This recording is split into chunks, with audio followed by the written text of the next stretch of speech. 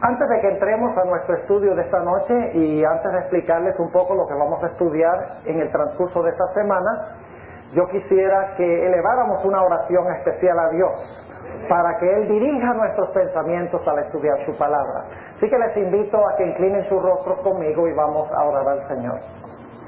Padre Celestial, te damos gracias porque nos has dado el privilegio de venir a tu casa para honrar y glorificar tu nombre y también para escuchar tu voz en el estudio de tu santa palabra. Pedimos, Señor, que esta palabra no vuelva a ti vacía, sino que encuentre un asidero en nuestro corazón y pueda transformar nuestra vida y ayudarnos a ver los tiempos tan monumentales en los cuales estamos viviendo. Te damos gracias de antemano por responder nuestra oración, porque te lo pedimos en el nombre y por los méritos de nuestro Señor Jesucristo. Amén. Durante el transcurso de esta semana vamos a estudiar el corazón del libro de Apocalipsis. Vamos a analizar particularmente algunos aspectos que se encuentran en los capítulos 12, 13 y 14 de este último libro de la Sagrada Escritura. Ahora, estos capítulos tienen en realidad dos centros de enfoque. El primer centro de enfoque son los enemigos del pueblo de Dios. Y en estos capítulos ustedes van a encontrar que los enemigos del pueblo de Dios son tres. En Apocalipsis, el capítulo 12, se introduce el dragón. Luego en Apocalipsis 13, los versículos 1 al 10, se introduce un poder que se conoce como la bestia. Y luego en la segunda mitad del capítulo 13, en los versículos 11 al 18, se introduce la imagen de la bestia, o lo que se conoce también como el falso profeta. Así que en el corazón del libro de Apocalipsis tenemos nosotros los tres enemigos finales del pueblo de Dios: el dragón, la bestia y el falso profeta. Pero en este mismo corazón de Apocalipsis encontramos en contraste a los enemigos también al remanente de Dios. Es decir, el tema central de estos capítulos 12, 13 y 14 de Apocalipsis es la guerra entre el remanente de Dios y la triple alianza de Satanás. La guerra entre el remanente y el dragón, la bestia y el falso profeta. Eso es lo que nosotros vamos a notar en nuestro estudio de esta semana. Ahora, hay ciertas características que distinguen al pueblo remanente de Dios de los poderes del mundo. Y eso vamos a estudiar detenidamente durante el transcurso de esta semana. Si ustedes sacan su programa, vamos a repasar brevemente al comenzar esta noche el temario que vamos a cubrir en la secuencia de esta semana. Esta noche vamos a estudiar una expresión muy importante que encontramos en dos lugares de Apocalipsis 13 y 14. En unos momentos vamos a leer esos versículos que relatan estos temas que tenemos acá. Pero lo que quiero que vean ahora es que la expresión, la paciencia de los santos, se encuentra dos veces en Apocalipsis 12, 13 y 14, en lugares muy importantes, muy cruciales. Así que esta noche vamos a hablar de lo que significa la paciencia de los santos. Mañana en la noche, lunes, vamos a analizar otra expresión: los mandamientos de Dios. En unos momentos vamos a leer los versículos donde se encuentran estas características, pero quiero que tengan un panorama claro en sus mentes de lo que vamos a estudiar en el transcurso de esta semana. Los mandamientos de Dios, lunes en la noche. El martes en la noche, Dios mediante, vamos a estudiar la expresión la fe de Jesús. Otra de las características del remanente, todas estas son características del remanente, cuyos enemigos son el dragón, la bestia y el falso profeta. Tienen la paciencia de los santos, guardan los mandamientos de Dios, tienen la fe de Jesús. El miércoles en la noche vamos a estudiar otra cosa que tiene el remanente. Dice que tienen, ¿qué cosa? El testimonio de Jesucristo. Y vamos a analizar el miércoles qué es el testimonio de Jesucristo. Luego el jueves en la noche vamos a analizar el tema, la hora de su juicio ha llegado. Uno de los aspectos del mensaje del primer ángel de Apocalipsis 14. Luego el viernes en la noche vamos a trazar el tema, adorad a aquel que hizo el cielo, la tierra, el mar y las fuentes de las aguas. Otra expresión en el mensaje del primer ángel. Y concluiremos el sábado en la mañana con el tema Misterio Babilonia la Grande. Se menciona en el mensaje del segundo ángel donde dice ha caído Babilonia. Lo que vamos a estudiar en el transcurso de esta semana es la verdad presente. Es el último mensaje de Dios al mundo. Los rasgos que distinguen al remanente de todo personaje que vive en el planeta Tierra. Describen estas características, la diferencia entre el remanente y el dragón, la bestia y el falso profeta. Ahora vamos a notar los versículos claves donde se hallan estas expresiones. Vayan conmigo al libro de Apocalipsis, el capítulo 12 y el versículo 17 para comenzar. Apocalipsis, el capítulo 12 y el versículo 17. Noten que aquí tenemos dos características principales que están en nuestro temario de esta semana. Dice aquí: entonces el dragón fue airado contra la mujer y se fue a hacer guerra contra los otros de la simiente de ella. ¿Y qué características tienen estos individuos que el dragón odia? Dice en primer lugar, guardan los mandamientos de Dios, y en segundo lugar, tienen el testimonio de Jesucristo. Dos de nuestros temas claves de esta semana. Ahora vayamos a Apocalipsis 14 y miremos algunos de los otros temas que tendremos esta semana. Apocalipsis 14 y el versículo 6. Y vi otro ángel volar por en medio del cielo, que tenía el evangelio eterno para predicarlo a los que moran en la tierra y a toda nación y tribu y lengua y pueblo, diciendo en alta voz: temed a Dios y dadle honra, porque la hora de su juicio es venida. Ahí tenemos otro de nuestros temas. Y luego dice: y adorad a aquel que ha hecho el cielo y la tierra y el mar y las fuentes de las aguas. Ahí tenemos el llamado a adorar al Creador. Y luego noten lo que dice el segundo ángel, el capítulo 14 y el versículo 8. Y otro ángel le siguió diciendo: ha caído Babilonia, aquella grande ciudad, porque ella ha dado a beber a todas las naciones del vino del furor de su fornicación. Ese es nuestro tema del sábado en la mañana. Ha caído Babilonia. Y luego noten lo que dice el versículo 12. Dos características más. Dice: aquí está la paciencia de los santos, nuestro tema de esta noche. Aquí están los que guardan los mandamientos de Dios. ¿Y qué más? Y la fe de Jesús. Noten, vamos a hablar de los mandamientos de Dios, vamos a hablar de la paciencia de los santos y vamos a hablar de lo que constituye la fe de Jesús. Ahora, antes de que entremos a estudiar esta noche lo que es la paciencia de los santos, es necesario en primer lugar enfatizar un punto muy importante, y es que los mensajes de los tres ángeles constituyen el último mensaje de Dios al mundo. Por eso es verdad presente. Como estamos viviendo en los últimos días de la historia, significa que debemos proclamar el mensaje para los últimos días. Ahora, ustedes dirán, ¿cómo sabemos nosotros que los mensajes de los tres ángeles son el último mensaje de Dios al mundo? Bueno, es muy sencillo. Si ustedes van conmigo a Apocalipsis 14, van a notar algo muy interesante. Primero se da el mensaje del primer ángel. Luego dice allí que le siguió un segundo ángel. Luego dice que después del segundo ángel le siguió uno tercero.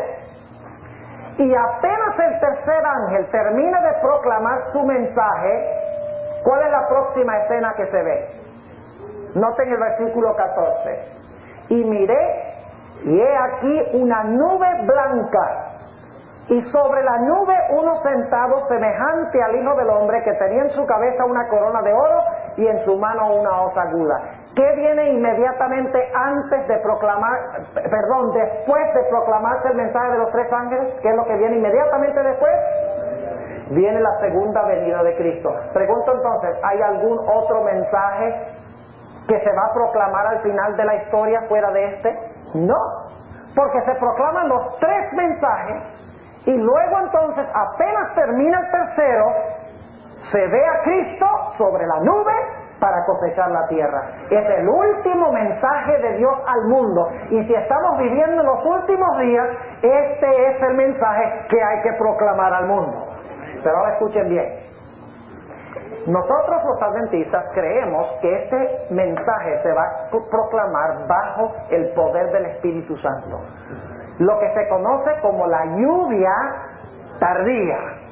Es decir, el mensaje no se puede proclamar mundialmente al menos que se tenga el poder para proclamarlo, que es la lluvia tardía, el poder del Espíritu Santo. ¿Saben que en Apocalipsis 14 se enfatiza que el pueblo de Dios tendrá el poder del Espíritu Santo para proclamar este mensaje? Y ustedes dicen, yo miro ahí Apocalipsis 14, yo no veo que diga nada de Espíritu Santo ni nada de lluvia tardía, pero les voy a explicar cómo es que vinculado con este mensaje final, el último antes de la venida de Jesús, va vinculado el poder del Espíritu Santo. Está allí en Apocalipsis 14 si miramos con cuidado. Ahora fíjense que después de proclamarse los mensajes de los tres ángeles, se ve a Cristo sentado sobre una nube. ¿Y a qué viene Jesús? ¿Viene a qué? ¿A cegar o a cosechar? ¿Por qué viene a cosechar? Porque la mies de la tierra está madura, representa a los justos, y porque las uvas de la tierra también están ¿qué? Maduras. Ahora yo pregunto, en Israel, ¿qué es lo que madura la cosecha? ¿Qué es lo que hace que se madure la semilla que usted ha sembrado y la planta que ha crecido? ¿Qué es lo que en Israel madura la cosecha? Es la lluvia tardía. Eso significa entonces que los mensajes de los tres ángeles tienen que ir acompañados de la lluvia tardía, porque apenas después de los tres mensajes, la mies de la tierra y las uvas de la tierra están ¿qué? Maduras. ¿Y qué lo maduró? Los mensajes de los tres ángeles acompañados con el poder de la lluvia tardía, que era lo que maduraba la cosecha en los tiempos bíblicos. Es decir, el concepto que tiene la iglesia adventista de que este es el último mensaje de Dios al mundo y que este mensaje va a madurar al mundo con el poder de la lluvia tardía, está allí mismo en Apocalipsis 14. Porque encontramos que apenas termina el tercer mensaje, se ve a Cristo viniendo en la nube. Es el último mensaje antes de la segunda venida. Y cuando Cristo está sentado en la nube, la mies y las uvas están maduras. Tiene que haber caído la lluvia tardía con los mensajes para madurar la cosecha. ¿Están entendiendo lo que estoy diciendo? Entonces, este mensaje es la razón de la existencia de la iglesia adventista. Si nosotros no predicamos este mensaje de verdad presente, nosotros no tenemos razón de existir. Si nosotros estamos proclamando el mensaje que están proclamando todas las demás iglesias, que ninguna de ellas está proclamando este mensaje, usted va a cualquier iglesia, no va a escuchar nunca un mensaje basado en Apocalipsis 14, 6 al 12. Solo lo va a escuchar en la iglesia adventista.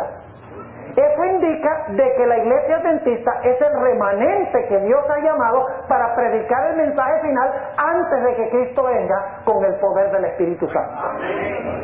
Ahora, yo quiero que ustedes noten conmigo algo muy interesante. Vamos a entrar a nuestro tema de esta noche, la paciencia de los santos. ¿Qué significa eso, la paciencia de los santos? Esta expresión se encuentra en dos lugares claves en este corazón del libro de Apocalipsis. Notemos el primer lugar a donde aparece esta expresión. Apocalipsis 13 y el versículo 10.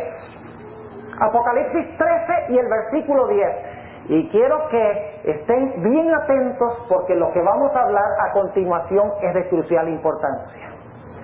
Ahora, Apocalipsis 13:10 es un puente entre Apocalipsis 13, 1 al 9 y Apocalipsis 13, 11 al 18. Es un puente entre la primera parte del capítulo 13 y la última parte del capítulo 13. Porque Apocalipsis 13:10 está hablando de la herida mortal que recibió el papado en 1798. Antes de que se levante la segunda bestia de Apocalipsis 13 que representa a los Estados Unidos. Es decir, es un puente entre la caída del poder papal en 1798 y el levantamiento de los Estados Unidos, la segunda bestia de Apocalipsis 13. En todo el centro del pasado y el futuro está este versículo. Ahora yo quiero que ustedes noten qué dice el versículo 10. El que lleva en cautividad va en cautividad. ¿Quién fue llevado cautivo en 1798? El Papa. ¿Saben ustedes que hace aproximadamente un mes regresé de Europa? Tomé un viaje para visitar todos los lugares claves que se mencionan en el libro El conflicto de los siglos.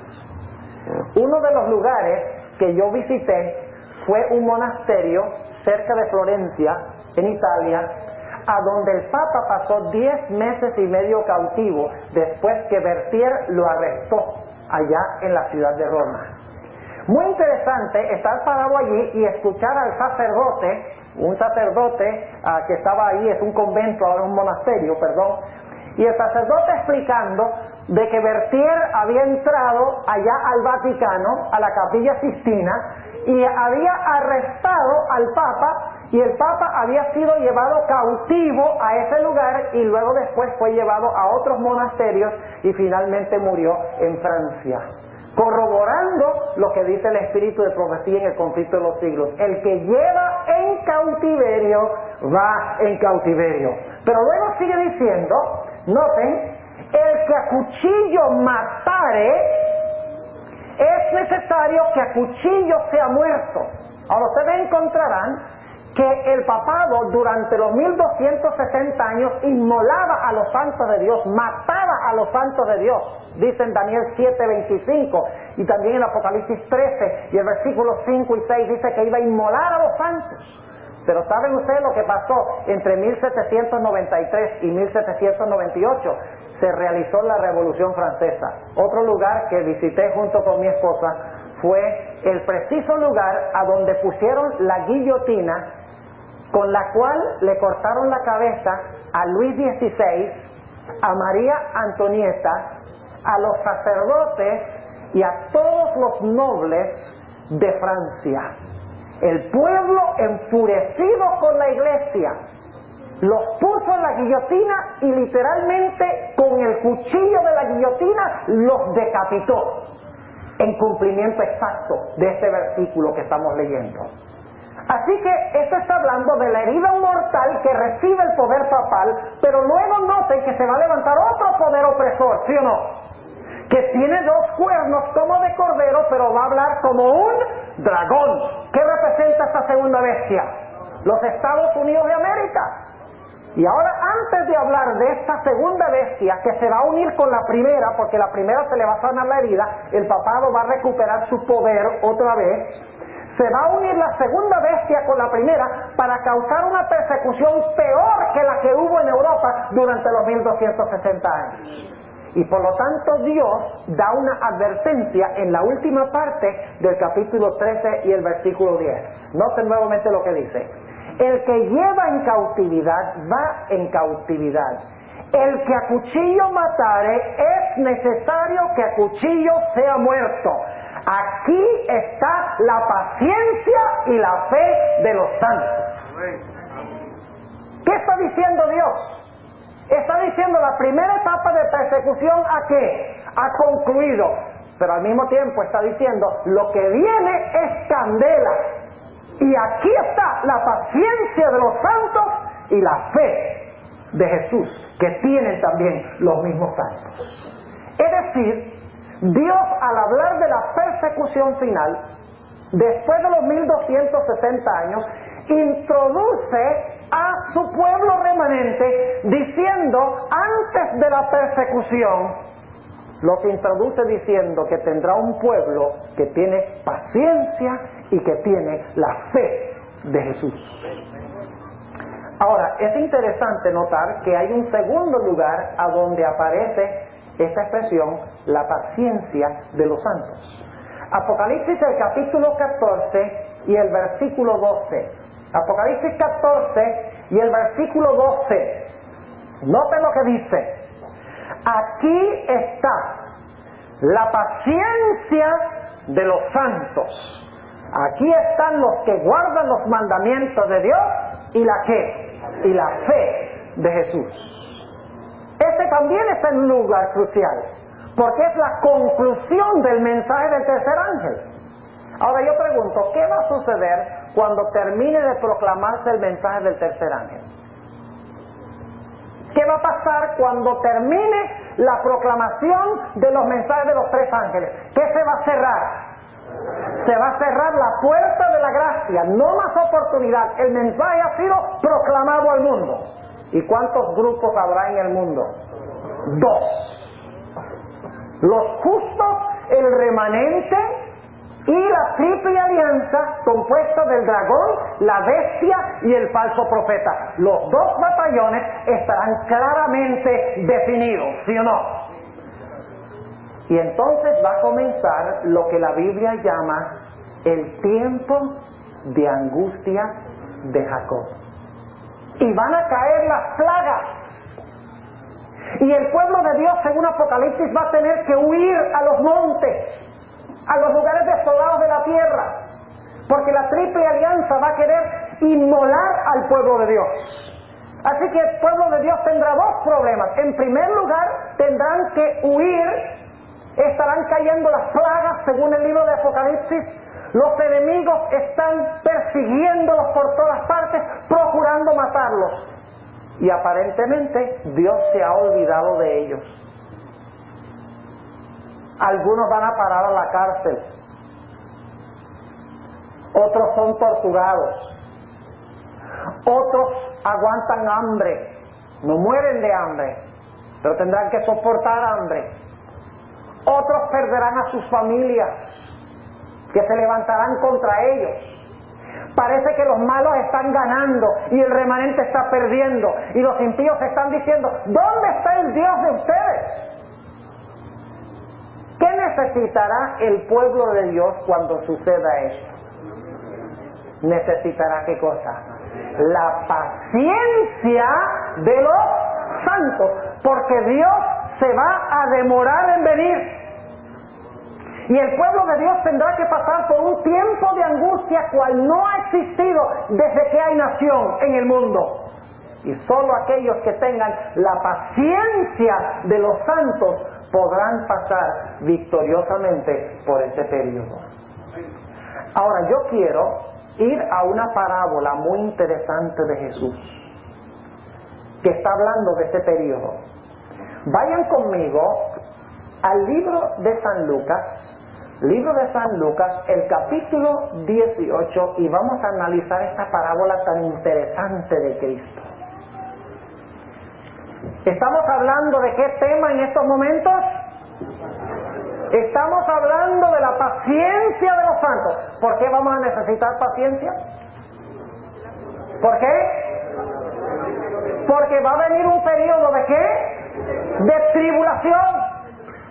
Padeceremos hambre, sed, muchos serán encarcelados, perseguidos, abandonados por familiares, por amigos, etc. Jesús lo profetizó en Mateo el capítulo 24. Parece que Dios no está. El pueblo dirá, Dios mío, ¿por qué me has desamparado? Como lo dijo Jesús en la cruz. Van a necesitar paciencia, porque parece que los impíos van a ganar. Ahora, con esto en mente, quiero que notemos esta parábola tan interesante de Cristo que está hablando de este periodo. Está hablando de lo mismo que acabamos de describir. Lucas 18 y el versículo 1. Propúsoles también una parábola sobre que es necesario orar siempre y no desmayar. Dicho sea de paso, la palabra paciencia que se usa aquí en Apocalipsis 14 es la palabra griega hupomoné, que probablemente se debe traducir mejor perseverancia de los santos. Es la misma palabra que se usa en Mateo 24, donde Jesús dice, el que perseverare hasta el fin, este será salvo. La misma palabra. Así que, en realidad, la mejor traducción es, no aquí está la paciencia de los santos, aunque está involucrada la paciencia, sino aquí está la perseverancia de los santos. ¿Qué significa perseverancia? Significa dele, que dele, que dele, que dele y no se rinda. Es como los que van a los Olímpicos y corren una carrera. Perseveran y terminan, ¿verdad? Ahora, aquí está hablando Jesús en esta parábola de esta actitud. Y ustedes dirán, ¿será que está hablando del tiempo de angustia? Sí, Señor, lo vamos a ver. Esto está hablando de lo mismo que Apocalipsis 14. ¿Saben otra cosa interesante? Allí donde dice, aquí está la paciencia de los santos, esa palabra griega, aquí, en muchas partes del Nuevo Testamento se traduce, mira. Es una expresión de exclamación. Es decir, Jesús está apuntando al remanente, está diciendo, mira la paciencia de los santos. Aquí está, mírala. Son el espectáculo del mundo. Mi remanente, mira la paciencia de los santos. Mira los que guardan los mandamientos de Dios. Mira los que tienen la fe de Jesús. Es un desafío de Dios para el mundo. Ahora, otra vez, Lucas 18:1. Y propúsoles también una parábola sobre que es necesario orar siempre y no desmayar. Es decir, no rendirse, orar sin cesar. Yo pregunto, ¿los santos en el tiempo de angustia orarán sin cesar? Lean ustedes el capítulo en el conflicto de los siglos que se titula El tiempo de angustia de Jacob. Dice la sierva del Señor que día y noche el pueblo de Dios clamará a Dios para que los libre del tiempo de angustia y los libre de sus enemigos. Oran sin cesar, perseveran en la oración. Eso es lo que significa la paciencia de los santos. Ahora yo pregunto, ¿usted va a perseverar en oración cuando venga ese momento si usted no está perseverando en oración ahora? ¿Qué les parece? ¿Cuándo es que nosotros nos preparamos para perseverar en el tiempo de angustia? Cuando llegue ese momento, Dios nos da una gracia especial. No, Señor. El tiempo cuando vamos desarrollando esa paciencia, esa perseverancia, es en nuestra vida de oración ahora, presente. En nuestro desarrollo de la fe, ahora, presente. En nuestra observancia de los mandamientos de Dios, ahora, en el presente. Prestarle atención al testimonio de Jesucristo, ahora, en el presente. Adorar al Creador, ahora, en el presente. Reconocer que ahora estamos en la hora del juicio de Dios. Nos estamos preparando para ese gran día. Ahora noten lo que dice el versículo 2. Ahora Jesús va a ilustrar lo que acaba de decir. ¿Cuál es la lección que él quiere recalcar aquí? Que es necesario que orar siempre y no desmayar, no rendirse. Esa es la lección. Y ahora va a dar una parábola para ilustrar esa lección. Versículo 2. Diciendo, había un juez en una ciudad, el cual ni temía a Dios ni respetaba a hombre. Ahora, debo decirles algo. Este juez representa a Dios. Y algunos han tenido problemas con eso porque dicen, bueno, este juez era malo. Pues dice aquí que ni temía a Dios ni respetaba a hombre.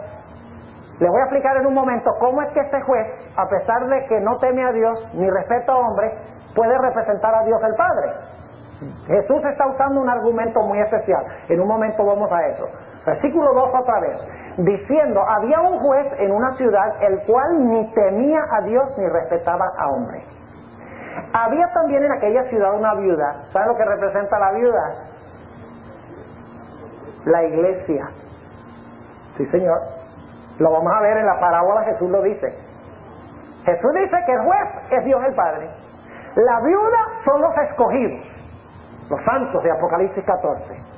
Dice, versículo 3, había también en aquella ciudad una viuda, la cual venía a él diciendo, hazme justicia de mi adversario. ¿Quién es el adversario? Es el enemigo. ¿Alguna conexión con Apocalipsis? Claro que sí. Tenemos un juez, tenemos a los escogidos y tenemos al adversario de los escogidos. Ahora fíjense lo que pasa. Versículo 4. Versículo 3 nuevamente. Había también en aquella ciudad una viuda, la cual venía a él diciendo, hazme justicia de mi adversario. Y parece que venía continuamente, día tras día, tras día, tras día, tras día, tras día. Y dice en el versículo 4, pero él no quiso por algún tiempo. Es decir, se hizo el del oído gordo. Él no le voy a hacer justicia a esta viuda. Pero ahora fíjense. Mas después de esto, dijo dentro de sí, aunque ni temo a Dios ni tengo respeto a hombres, todavía porque esta viuda me es molesta, es decir, porque es tan fastidiosa, le haré justicia porque al fin no venga y me muela. Algo no suena como Dios el Padre, dicen ustedes, pero déjenme explicarles qué es lo que está haciendo Jesús aquí.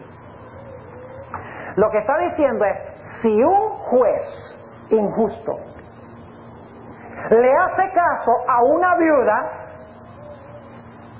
porque está molesto, porque ella lo fastidia todo el tiempo, ¿cuánto más Dios como nuestro Padre que nos ama va a escuchar las plegarias de su pueblo?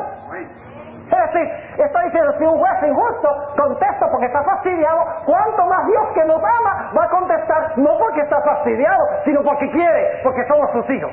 ¿Están entendiendo lo que Jesús está diciendo? Ahora, noten lo que dice en el versículo 6. Y dijo el Señor, oíd lo que dice el juez injusto. Y ahora viene la lección. Y Dios no hará justicia a sus ¿quiénes? ¿Y por qué justicia? A los escogidos. ¿Cómo así que justicia? ¿Qué injusticia se ha hecho? En la historia la viuda se le ha hecho una gran injusticia, ¿verdad? Y el adversario. El pueblo de Dios, al final de la historia, el adversario también les va a hacer una gran injusticia. ¿Qué va a hacer? Lo va a perseguir, lo va a encarcelar, lo va a maltratar, va a hacerle todas estas cosas. ¿Y qué va a hacer el pueblo de Dios? Va a clamar a Dios, el juez, y le va a decir, ten misericordia, derrama tu justicia. ¿Va Dios a escuchar las plegarias? Dice en el versículo 7, y Dios no hará justicia a sus escogidos. ¿Qué representa la viudita? A los escogidos. ¿Y el juez? Dios el Padre. ¿Y el enemigo? Satanás y las huestes del mundo. Y Dios no hará justicia a sus escogidos que claman a Él. ¿Qué cosa? Día y noche, aunque sea longánime acerca de ellos, es decir, aunque se demore en contestar. ¿No hará Dios finalmente justicia a sus escogidos para vindicarlos de manos de sus enemigos?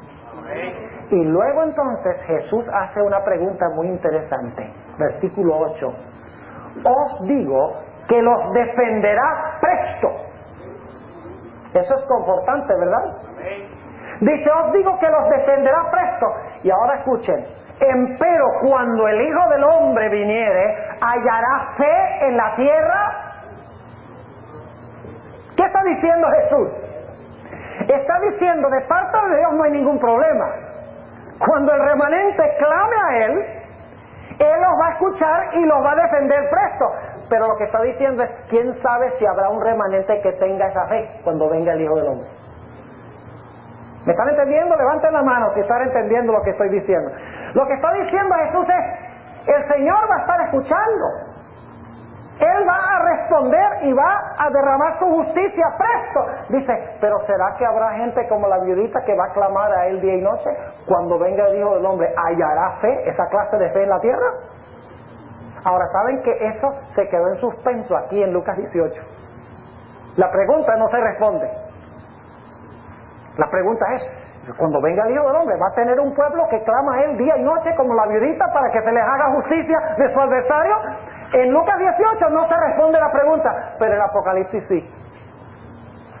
Porque en Apocalipsis 14 dice, aquí está la paciencia de los santos. Aquí están los que guardan los mandamientos de Dios y tienen la fe de Jesús.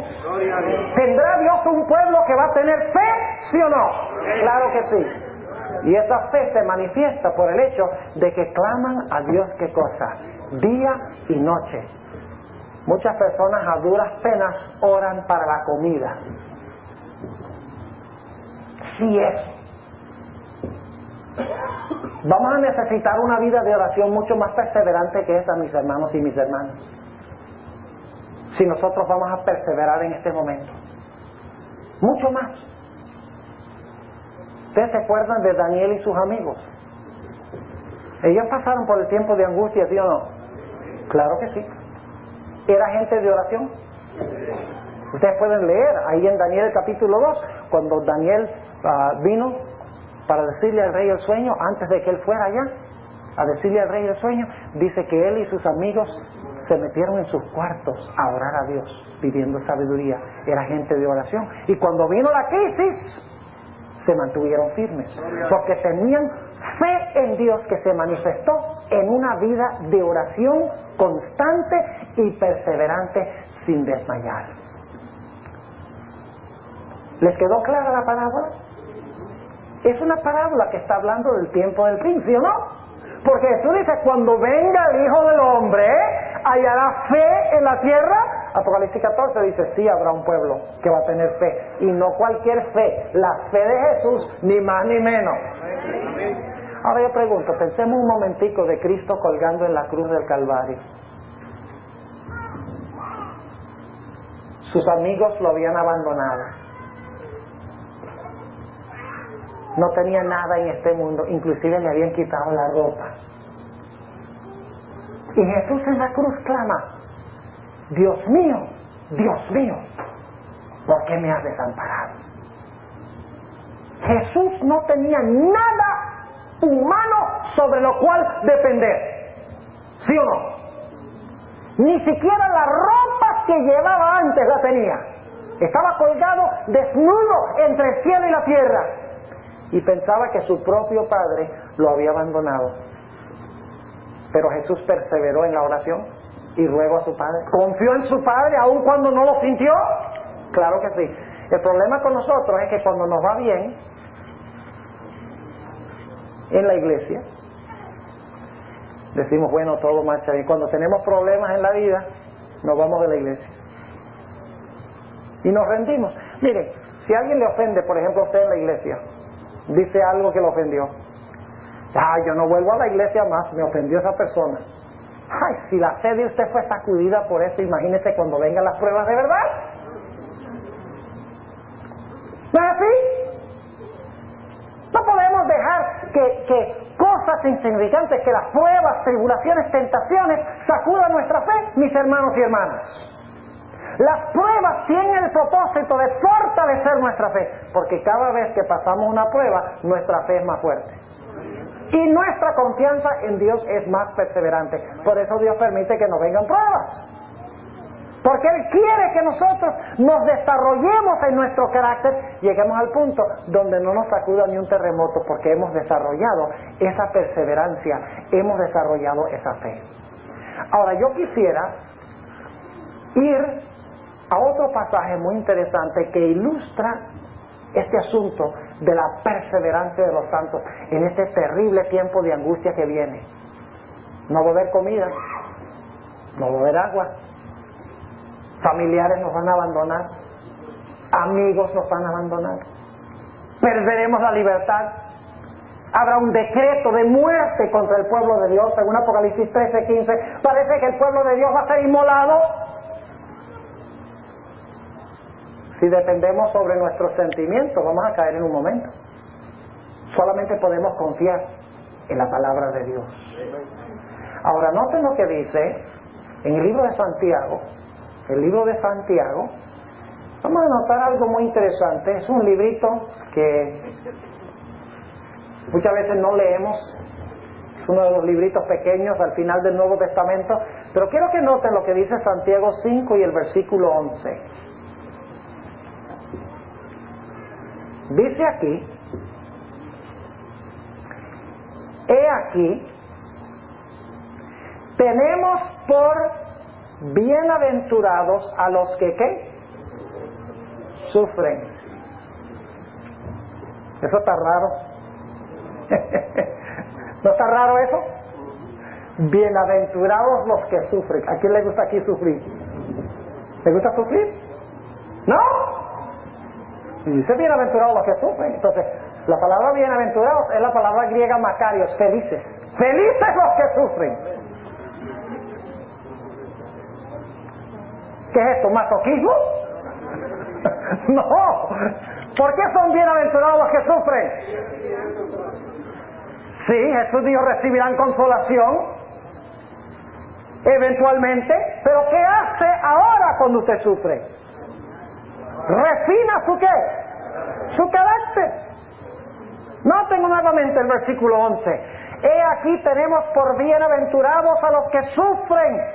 Y luego va a dar un ejemplo. Dice: habéis oído la paciencia de Job. ¿Saben ustedes que Job es un representante de la generación final que vivirá en este mundo? Job es un símbolo, es una representación de las pruebas por las cuales pasará el pueblo de Dios en los días finales. Yo pregunto, ¿Satanás odiaba a Job? ¿Job guardaba los mandamientos de Dios? ¿Job tenía paciencia? ¿Job tenía fe? ¡Claro que sí! En las circunstancias más difíciles, claro que sí. Noten que Santiago exalta la fe y la paciencia de Job, porque él representa la paciencia que tendrán los santos al final, porque los santos van a pasar por la misma experiencia que Job. Ustedes han leído el capítulo 1 de Job. En cuestión de unos pocos minutos, miren, perdió todos sus animales, todas sus bestias, todos sus siervos, todas sus casas, todos sus hijos. Perdió a la esposa, porque la esposa dice: maldice a Dios y muérete. Perdió su salud y perdió a sus amigos. ¿Cuánto le quedaba? Nada. Perdió todo apoyo humano. Pero en este tiempo de crisis, ¿cómo reaccionó Job? ¿Cómo van a reaccionar los santos, sí o no? Con paciencia. Aquí lo dice en Santiago. Job dijo: desnudo salí del vientre de mi madre y desnudo volveré allí. Dios dio y Dios quitó. Esa segunda parte la tenía mal, porque Dios no quitó.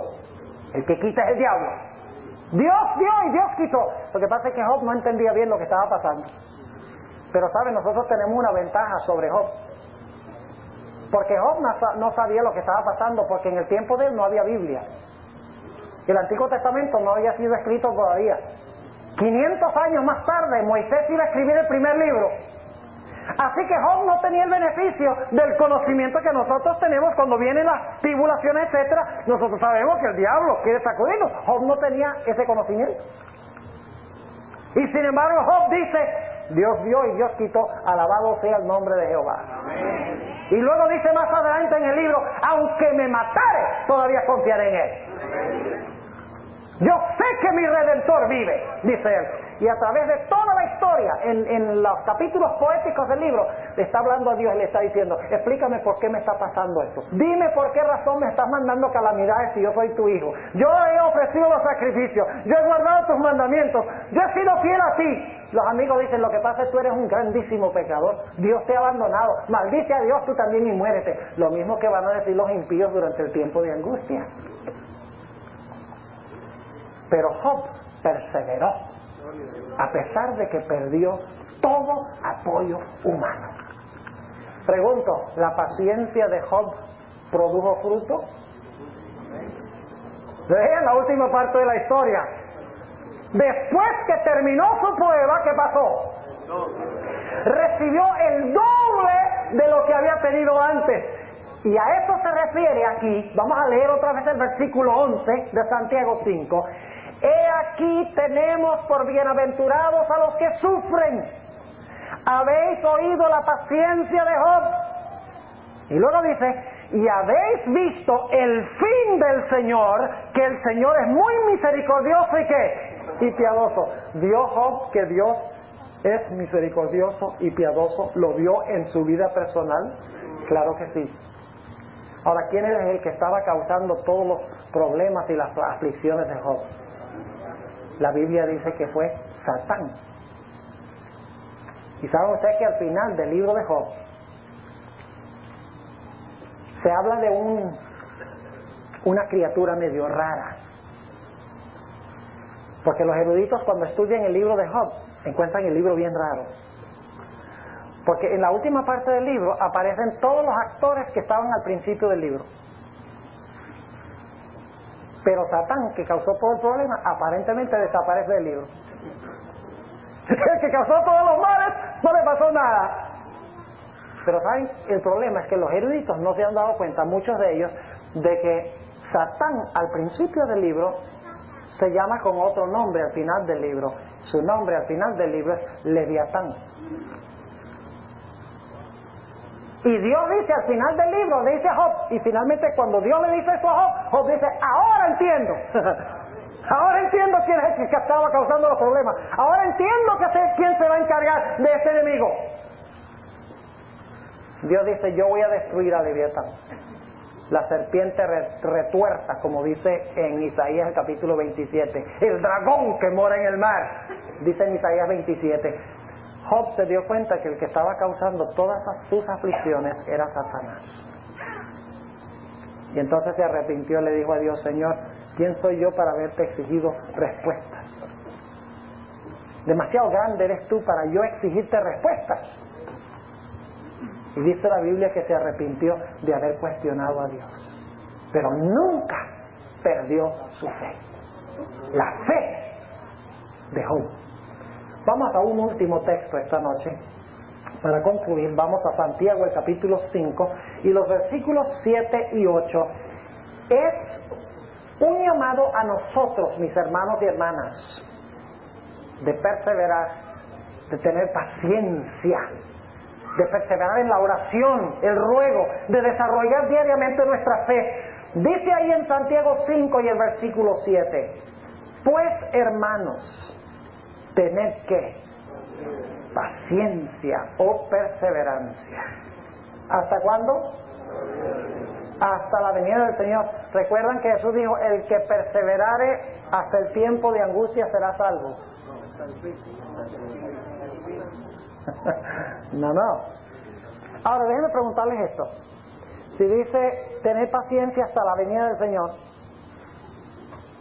entonces ¿los santos van a pasar por el tiempo de angustia? Pues si tienen que tener paciencia hasta que Cristo venga, tienen que haber pasado por el tiempo de angustia antes que Cristo venga. Uno de los grandes errores, escuchen, que está enseñando el mundo cristiano, es que la iglesia va a ser sacada del mundo antes de la tribulación. Se conoce como la teoría del rapto secreto. ¿Y saben por qué es tan terrible esa idea de que los santos van a ser sacados del mundo antes de la tribulación? Porque usted no se prepara para un desastre que no espera que venga en sus días. Por ejemplo, ustedes viven aquí en San Juan o en Caguas. Yo les pregunto, ¿ustedes se preparan aquí para terremotos? ¿Se preparan para qué? Para huracanes, no para terremotos. En California nos preparamos para terremotos. Ustedes están en el este, huracanes. Nosotros en el oeste, terremotos. No se escapa uno nunca de nada en este mundo. Ahora fíjense, si nosotros no creemos que es posible que venga un terremoto, ¿nos vamos a preparar para un terremoto? No. ¿Para qué nos vamos a preparar para aquello que no pensamos que vamos a sufrir? ¿Y saben lo que va a pasar? Todos estos cristianos que están enseñando de que la iglesia a veces saca del mundo antes de la tribulación, se van a encontrar en medio de la tribulación sin haberse preparado, sin haber desarrollado la fe necesaria. Como creen que no van a pasar por la tribulación, no desarrollan esa fe necesaria, inquebrantable, que vamos a necesitar para poder pasar victoriosamente por la tribulación. Hermanos y hermanas, ahora es el tiempo de desarrollar nuestra fe. Ahora es el tiempo de estudiar la palabra de Dios y de orar y de testificar por Cristo. Nos hemos contaminado con el virus de la televisión. Y mientras nosotros vemos televisión, el diablo estudia la Biblia para ver cómo puede contrariar el plan de Dios. No hay mayor maldición que haya caído sobre el pueblo de Dios que la televisión y los videos y la música y los pasatiempos, porque absorben nuestra energía y nuestro tiempo. Tiempo que deberíamos estar orando, tiempo que deberíamos estar estudiando la palabra de Dios, tiempo que deberíamos estar dedicando a la obra misionera para testificar por Cristo, tiempo que deberíamos dedicar para edificar nuestra vida espiritual. Lo estamos quemando en el altar de Baal, mis hermanos y hermanas. Cuando venga ese tiempo de angustia, nosotros no vamos a estar listos, porque solo una fe inquebrantable que hemos desarrollado antes nos llevará victoriosamente a través de ese periodo. Vamos a necesitar la paciencia y la perseverancia de los santos. Un santo como Job, un santo como Jesús, que tuvieron fe inquebrantable en sus crisis. Noten nuevamente el versículo 7, pues hermanos, tened paciencia hasta la venida del Señor. Y luego nos da un ejemplo. Dice, mirad cómo el labrador espera el precioso fruto de la tierra, aguardando con paciencia hasta que reciba la lluvia temprana y tardía. Tened también vosotros paciencia. Confirmad vuestros corazones. ¿Sabe lo que significa eso? Confirmad vuestros corazones. ¿Qué significa confirmad vuestros corazones? Significa hacer que tu corazón sea ¿qué? Firme. ¿Cuándo hacemos un corazón firme? ¿Antes del tiempo de angustia o durante el tiempo de angustia? Antes. Tened también vosotros paciencia o perseverancia, confirmad vuestros corazones, porque la venida del Señor se acerca. Yo no sé si hay algunos de ustedes que practican la agricultura, pero se exige bastante paciencia. Yo tengo una huerta en el patio de mi casa. Tengo varias cosas sembradas ahí, tengo lechuga, tengo tomates, tengo pimentones, no sé si le dicen pimentones acá, peppers. Pimientos, sí, tengo pimientos, tengo cilantro y tengo unos chiles cayenne, sabrosos, condimentan bien la comida. Los naturistas le van a decir que el cayenne es el único ají caliente que es bueno para la salud. Y saben que allá sembramos más o menos en el mes de abril o a veces a fines de marzo. Y óigame, en ese tiempo la temperatura en la noche, como es medio desértico, la temperatura baja mucho de noche y sube mucho de día. Entonces en la noche la temperatura baja por ahí a 50, 45, a veces 40 grados. Y durante el día la temperatura sube 65, 70. Y salgo todos los días ahí a ver la huerta. Y todos los días están las plantitas del mismo tamaño. Y como que no crece en nada, una micropulgada cada vez que yo salgo, todos los días. ¿Cuándo va a crecer esto? Y luego entonces los días se van poniendo más calienticos. Exactamente. Como dice aquí Santiago. Entonces luego salgo, cuando los días ya son más calientes, está subiendo de día 90, 95, 100, varios días de 100 grados, y ya la planta ha crecido por una barbaridad. Y finalmente, qué hermoso, cuando salgo y encuentro esos ajíes cayenne, ya rojitos, listos para cosechar y para echárselo a las habichuelas. ¡Ah, quedó más sabroso! La paciencia ha producido ¿qué? ¡Fruto! Y así es la vida cristiana. La paciencia no se desarrolla de la noche a la mañana, que tiene que desarrollarla diariamente en su comunión con Jesús. ¿Quieren ustedes esta semana tener una experiencia completamente nueva en su vida? ¿La quieren tener de verdad, verdad? Amén. En serio, yo espero que esta semana tomemos decisiones de que vamos a dejar toda esa basura que no sirve, amén, que no edifica, y que vamos a poner nuestra vida espiritual en orden. Y saben que cuando pase eso vamos a sacudir el mundo bajo el poder del Espíritu Santo. Oremos. Padre Celestial, te damos gracias porque nos has dejado en tu santa palabra ejemplos, parábolas, profecías que demuestran la fe y la paciencia inquebrantable que vamos a necesitar en la crisis que viene. Porque quieres que desarrollemos esa fe y esa paciencia ahora. Te ruego, Señor, que despiertes a tu pueblo. Señor, que esta semana en realidad transforme y cambie nuestras vidas, nuestras perspectivas, y que dediquemos todas nuestras fuerzas a aquello que realmente vale. Que pongamos tesoros en el banco celestial. Te damos gracias, Señor, porque sabemos que tú lo harás con nuestra cooperación, porque te lo pedimos en el nombre y por los méritos de nuestro Señor Jesucristo. Amén.